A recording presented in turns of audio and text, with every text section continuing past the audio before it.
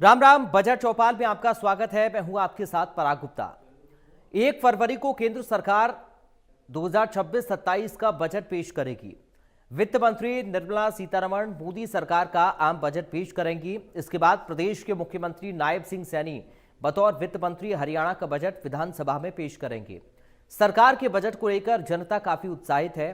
हर किसी की नजर सरकार की पिटारे पर है कि इस बार उनके लिए क्या खास रहेगा। चरखी दादरी से हमारे संवाददाता सुरेंद्र शर्मा ने लोगों से बातचीत की और उनसे पूछा कि बजट को लेकर उन्हें क्या उम्मीदें हैं और उनकी क्या मांगे हैं। देखिए इस खास रिपोर्ट में।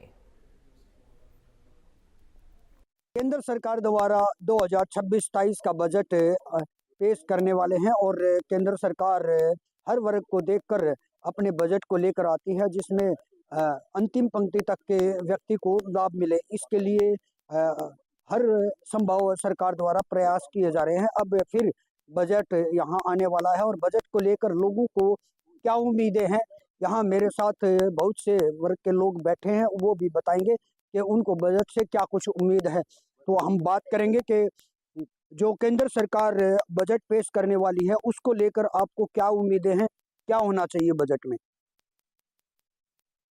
अच्छा, एक तो ये बड़ा एक कुल मिलाकर बड़ा विस्तार का है। एक कुल मिलाकर ये है कि सबसे पहले आगे देश होना चाहिए कि देश कैसे मजबूत बने और इसमें किससे संपन्नता आए। संपन्नता आएगी जब देश मजबूत होगा और सबसे पहले आर्थिक स्थिति से मजबूत तो होना चाहिए। सबसे पहले जब सामरिक और हमारा एक शक्तिशाली भारत बनेगा वो देश मजबूत होगा। और वो कहते हैं कि बराबरी की बात, बराबरी तो होनी चाहिए, लेकिन जब बराबरी बात कहेंगे तो जो काम करने वाला है उसको ज़्यादा मिलना चाहिए। तो इस तरह की कुछ आए कि हमारी परंपराएं संस्कृति भी बची रहे और लोगों को करने को काम मिले, इसके ऊपर आधारित रहना चाहिए। देश मजबूत हो, ये प्रायोरिटी रहनी चाहिए।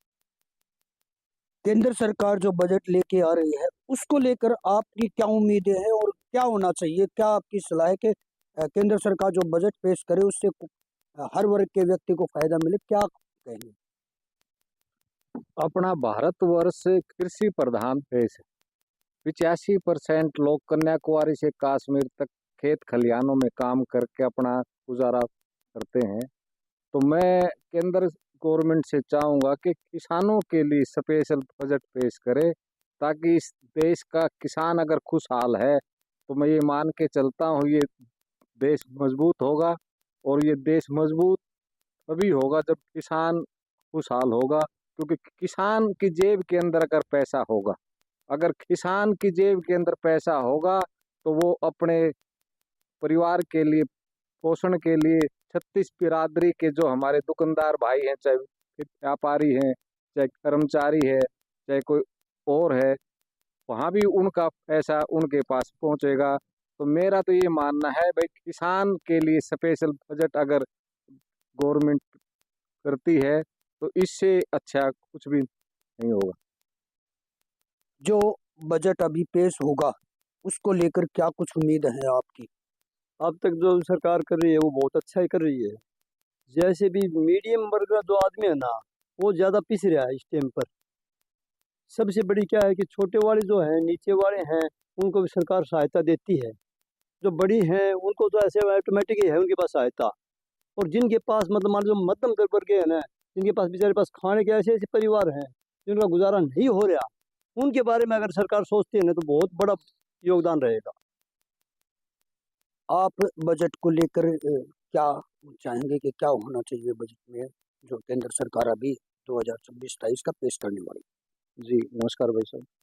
एक हमारा देश कृषि प्रधान देश है और कृषि को आगे एक उद्योग की तरह इन किसान को हमें जब तक सक्षम नहीं बनाएंगे तब तक विकसित भारत की कल्पना करना बहुत परे की बात है।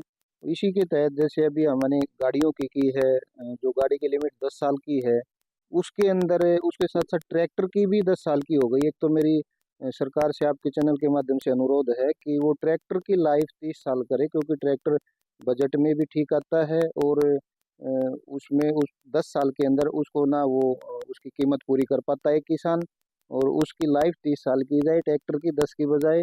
दूसरा हमारा अब जैसे ग्लोबल स्तर के ऊपर अमेरिका की जिस प्रकार हमारी डेयरी और एग्रीकल्चर के ऊपर जो उनकी दृष्टि है, उसके तहत हमारा कोई स्पेशल पैकेज डेयरी उद्योग को और हमारी एग्रीकल्चर सेक्टर को स्पेशल पैकेज दिया जाए, जिससे हम अमेरिका की बराबरी कर सके, हमारा उद्योग जो उसकी टक्कर ले सके और एक अच्छी ग्रोथ हम एग्रीकल्चर में प्राप्त कर सके।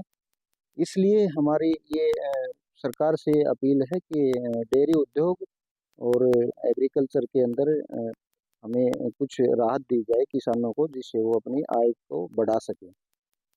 तो क्या आपका विचार है कि जो केंद्र सरकार बजट पेश करने वाली है उसको लेके आप क्या?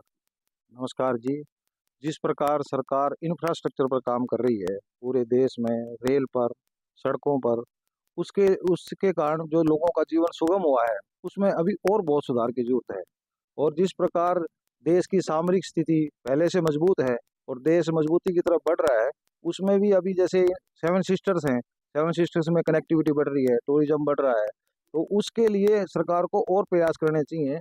और जैसे हमारे कृषि प्रधान जैसे प्रांत हैं, पंजाब है, हरियाणा है, इन प्रांतों के लिए विशेष कोई स्कीम चलानी चाहिए, जिससे किसान जो है मोटिवेट हो।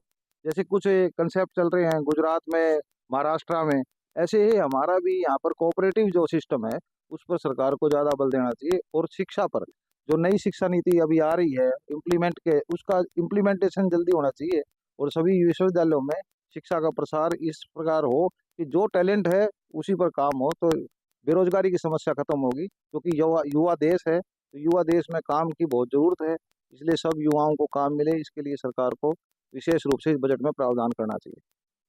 आप एक युवा दिखाई दे रहे हैं, आप जो केंद्र सरकार बजट पेश करने वाली है उसको लेकर आपकी क्या उम्मीदें हैं?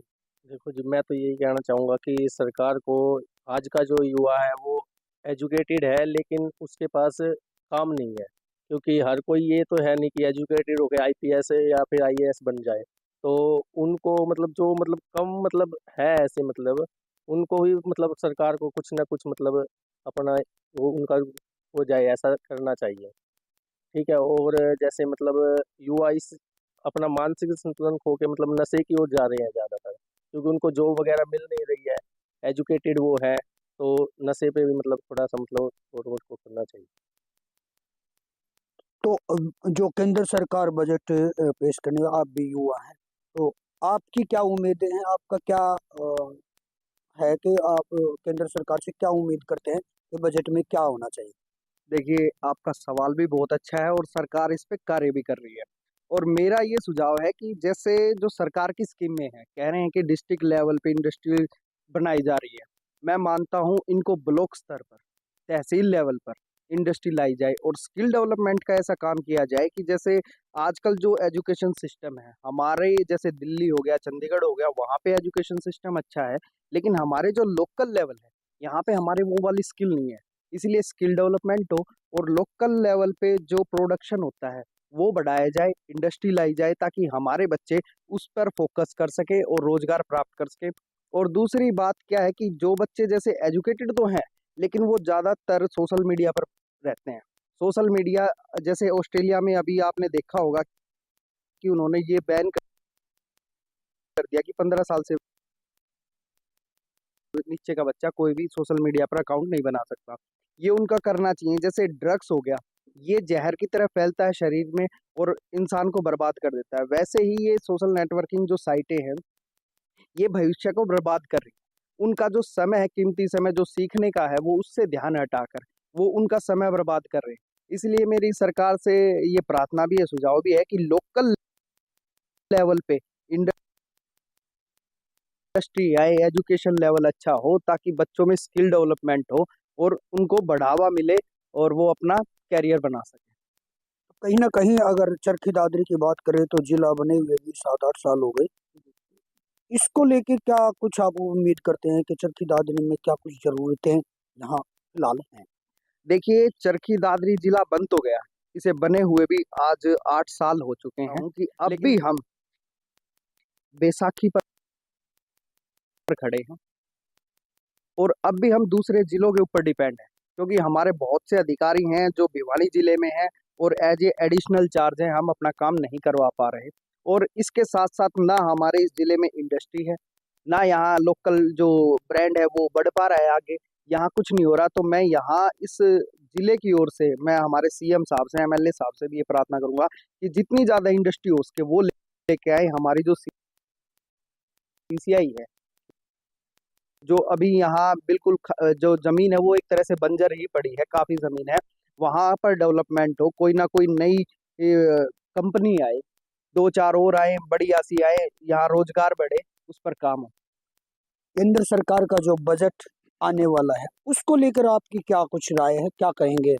मेरी देश की केंद्रीय सरकार से ये याचना है कि वो राष्ट्रीय स्तर पर जो काम कर रहे हैं उसको अच्छी तरह से और आगे बढ़ाएं। खासकर लोकल फॉर वोकल का जो नारा है उसको धरातल पर उतारा जाए और हमारे देश में तकरीबन चीज़ें ऐसी इंटरनेशनल लेवल की बनाई जाए ताकि हमारी उनकी गुणवत्ता के आधार पर विदेशों में हमारा निर्यात बढ़े और देश की आमदनी बढ़े। मैं यही चाहूँगा कि स्किल डेवलपमेंट जो स्कीम है उसको ग्राउंड लेवल पर लाकर उसको हर एक सेंटर ऑफ एक्सेलेंस खोले जाएं, जिसमें युवाओं को अच्छी स्किल मिले और राष्ट्रीय डिमांड के हिसाब से उनकी उनकी नियुक्ति हो। मैं यही कहूँगा, और भी हमारे देश में बहुत ऐसे क्षेत्र हैं जिनमें हमारे देश की गवर्नमेंट को करने की ज़रूरत है। ट्रांसपेरेंसी एक बड़ा मुद्दा है, इस सरकार बड़ी ट्रांसपेरेंट होने की दावा कर रही है, पर अभी भी बहुत से लूप होल्स हैं, उनको बंद किया जाए ताकि हर सभी योजनाओं का क्रियान्वयन ठीक ढंग से हो पाए। धन्यवाद। कहीं ना कहीं अगर हम देखें तो भारत देश युवाओं का देश है, सबसे ज्यादा युवा यहाँ है, तो सबसे ज्यादा जरूरत उस देश में शिक्षा और स्वास्थ्य की होती है। तो इसको लेके आप क्या? हाँ, शिक्षा का क्षेत्र भी हमारे देश में एक विचारणीय मुद्दा है। यहाँ शिक्षा अंतर्राष्ट्रीय स्तर की शिक्षा नहीं हो पा रही है। हमारे देश के काफ़ी प्रतिभाशाली युवक विदेशों की तरफ जाने के लिए लालायित होते हैं, हालांकि वो और इससे हमारा ब्रेन ड्रेन भी होता है और देश की आर्थिकी भी कमज़ोर होती है, क्योंकि हमारे देश के पैसे वहाँ जाते हैं और वो ब्रेन जो हमारे देश की मतलब वृद्धि में काम करते हैं वो अवरुद्ध होती है। तो हम चाहते हैं कि अच्छे युवा हमारे देश में पढ़ें और हमारे देश की ही सेवा करें। तो सरकार को इसके लिए अच्छे विश्वविद्यालय खोलें और युवाओं को उसमें स्किल डेवलपमेंट करवाया जाए। धन्यवाद। केंद्र सरकार द्वारा जो 2026 और 27 का बजट पेश किया जा रहा है उसको लेकर प्रबुद्ध लोगों की भी अपनी राय है, जिसमें उद्योग है, रोजगार, शिक्षा, स्वास्थ्य और किसानों को लेकर भी चिंताएं जताई गई हैं कि ये कहीं ना कहीं जो अंतिम व्यक्ति है उस तक ये सुविधा मिलनी चाहिए। चरखी दादरी से इंडिया न्यूज के लिए सुरेंद्र शर्मा। वहीं रोहतक से हमारे संवाददाता दिनेश कौशिक ने भी किसानों से बातचीत की है। किसानों ने बजट को लेकर अपने काफी सुझाव दिए। किसानों ने कहा कि सरकार योजनाएं चलाती है लेकिन धरातल पर उन्हें उतारने में अधिकारी लापरवाही करते हैं। ऐसे अधिकारियों के खिलाफ सरकार को सख्त संज्ञान लेने चाहिए। साथ ही यूरिया डीएपी खाद की कालाबाजारी के खिलाफ सरकार को ठोस कदम लेने की जरूरत है। देखिए ये खास रिपोर्ट। हरियाणा में नायब सरकार अपना बजट पेश करने वाली है। उम्मीद जताई जा रही है कि इस बार बजट पिछले साल की अपेक्षा ज़्यादा ही पेश किया जाएगा। इसके अलावा आम आदमी को बजट से क्या उम्मीदें हैं? चाहे किसान हो, कर्मचारी हो, महिला हो, प्रत्येक वर्ग को बजट से काफ़ी उम्मीदें हैं। आज हम किसानों से चर्चा करेंगे आखिर उन्हें बजट में क्या चाहिए। मेरे पीछे आप देख सकते हैं कि ये किसान बैठे हुए हैं, इनसे बातचीत करेंगे आखिर हरियाणा सरकार जो बजट पेश करने वाली है उसमें किसानों को क्या चाहिए। क्या नाम है आपका? मेरा नाम जगत मास्टर जी है, मायना गांव से हूँ। अच्छा, हरियाणा सरकार बजट पेश करने वाली है, एक किसान होने के नाते आपको बजट में क्या उम्मीदें नजर आ रही है? किसानों की तो इतनी समस्याएं हैं, सुबह से शाम तक गिनते रहोगे तो पूरी नहीं होंगी। जैसे हर साल आपदाएं आती रहती है, कभी बारिश ज़्यादा हो जाती है, कुछ क्षेत्रों में खेतों में अब भी पानी खड़ा है, धान की फसल बर्बाद हो गई, गेहूं की भी बिजाई नहीं हुई। उन किसानों को पूरा मुआवजा मिलना चाहिए। और जैसे खाद लेना हो, बीज लेना हो, उस पर भी सब ऑनलाइन सिस्टम कर दिया। हमारे किसान भाइयों को 70% को उनका कोई ज्ञान नहीं है। दुकानों पर धक्के खाते घूमते रहते हैं। उचित मुआवजा ब्याह वो भी नहीं मिलता है, भाव भी नहीं मिलता है। नाम मात्र का है कि भाई ये MSP देंगे। जब हम बाजार में जाते हैं, मंडी में जाते हैं, तो वहां देखते हैं धरातल पर कुछ होता है, कागजों में कुछ होता है। जैसे आप ये आप क्या उम्मीद कर रहे हैं कि इस बार किसानों को क्या मिलना चाहिए विशेष तौर पर? राम राम जी। देखो, ये सरकार बिल्कुल विफल है। कोई बजट नहीं किसानों के नाम का। किसानों की फसल खराब हो रही है बारिश से, कभी आगजनी से, तो लोग उन किसानों को कोई मुआवजा नहीं मिल रहा। तो आप क्या उम्मीद कर रहे हैं कि किसानों के लिए और क्या कुछ होना चाहिए? किसानों को तो वही सुविधाएं देनी चाहिए। बेचारे सर्दी में, गर्मी में लगे रहे खेत में, भाई फसल खराब होती है तो भाई मारे जा किसान। तो अच्छा करना चाहिए भाई किसान के लिए, सरकार कोई भी हो। आपसे जानना चाहेंगे कि इस बार जो सरकार दावा कर रही है कि किसानों के लिए विशेष तौर पर रियायतें दी जाएंगी। ऐसा है, ये तो मोटी बात तो मैं आपको राजनीति की बता दूं। यहाँ जो अपने हिंदुस्तान के अंदर राजनीति है ना, सारा हिंदुस्तान का बैठा ही नहीं बैठा रखा है, चाहे कोई पार्टी भी हो। सबसे ज़्यादा ये है, फिर कांग्रेस है। क्योंकि इंग्लैंड जब आई थी, एक कंपनी आई थी बाहर की, उस कंपनी ने बैठा 250 साल राज करके थे। अब तो इन्हें यार खुला मैदान बना दिया, सारी विदेशी कंपनी आएंगी, जमींदारों के आदमी बच्चों को नौकर रखे हैं। अच्छा, पराली को लेकर भी सरकार मुआवजा दे रही है, प्रति एकड़ 1000 रुपए से ज्यादा दे रही है। ऐसा है जी, जब पुराल को काट के ले जाता है किसान अपना दिल्ली वगैरह बेचने के लिए, जहाँ उसका मूल्य उसको ठीक लगता है, उनका 45-47 हजार का चालान कटता है, जो एक बहुत ही दुर्भाग्य की बात है। वो किसान वो पैसे कहाँ से भरपाई करेगा? कोई लोन नहीं दे रही, नया लोन नहीं दे रही, पुराने हैं उनने भी लेने लग रहे हैं।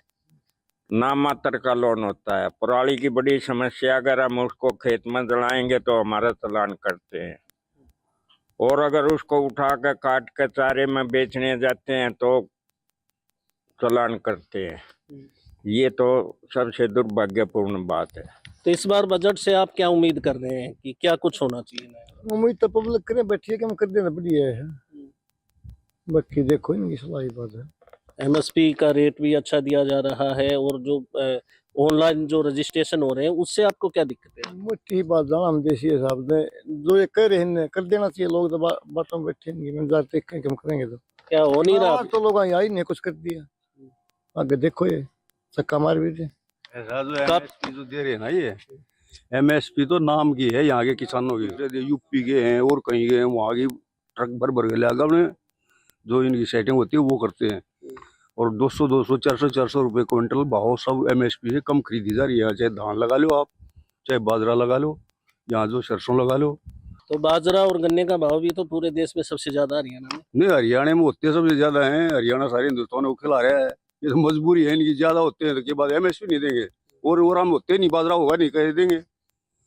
ये पैदा यहाँ सबसे ज्यादा हो रही है, इसलिए MSP सबसे ज्यादा चाहिए यहाँ। जब आगे तुम कह दो बाजरा हमने दे दो कश्मीर में बाजरा होगा कि? तो आप भी खेती करते हैं? हाँ जी। तो आप क्या चाहते हैं कि जो बजट पेश हो उसमें कौन सी चीज ऐसी सस्ती हो जो किसानों को फायदा हो? किसानों को समय पर बजट नहीं दिया जा रहा। पानी पहले भरा था, अभी तक उसका भी मुआवजा नहीं दिया। खाद है, बीज है, उसमें भी सब्सिडी दी जा रही है सरकार की तरफ से।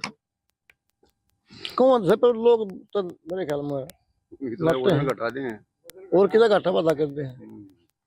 तो आप क्या चाहते हैं इस बार और क्या होना चाहिए आप लोगों को? भाई हम क्या पब्लिक सा हो जाए, लोग आगे पब्लिक के काम हो जाए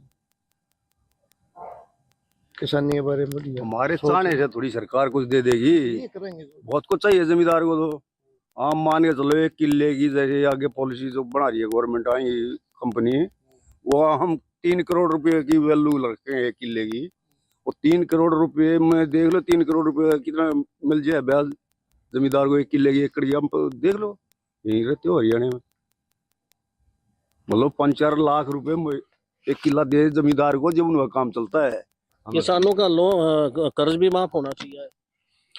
बिल्कुल होना चाहिए भाई। किसान और मजदूर तो बिल्कुल घाटे में चल रहे हैं।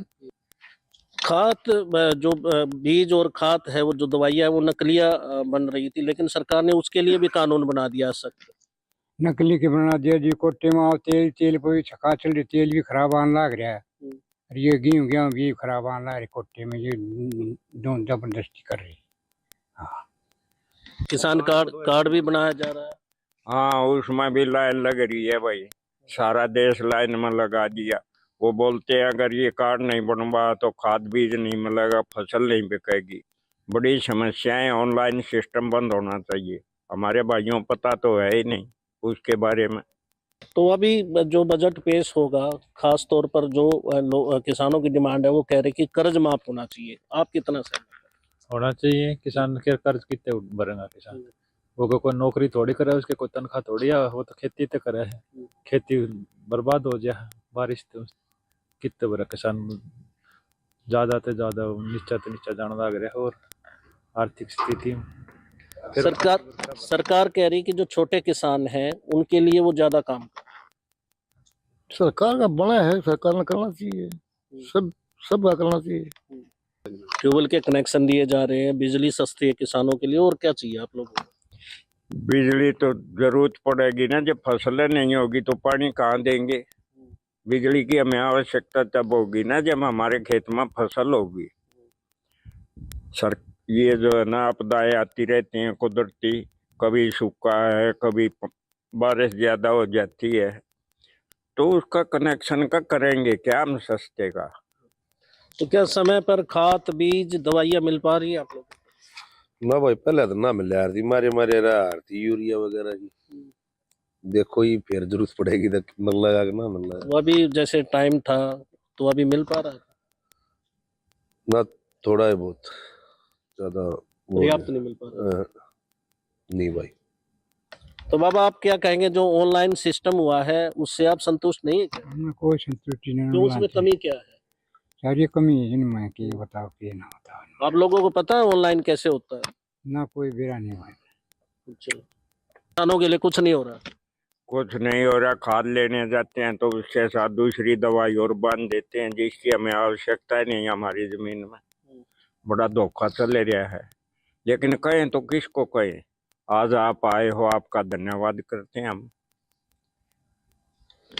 चलिए, ये वो किसान थे जिन्होंने अपना दर्द बयां किया है। कुछ शिकायतें सरकार से भी है, कुछ शिकायतें पिछली सरकार से भी रही हैं। इनका यही कहना है कि सरकार किसानों के लिए योजना बनाने का दावा तो करती है, लेकिन धरातल पर वो इम्प्लीमेंट नहीं हो पाता है। यदि सरकार चाहे तो उसे धरातल पे करके, ताकि किसान खुश हो सके।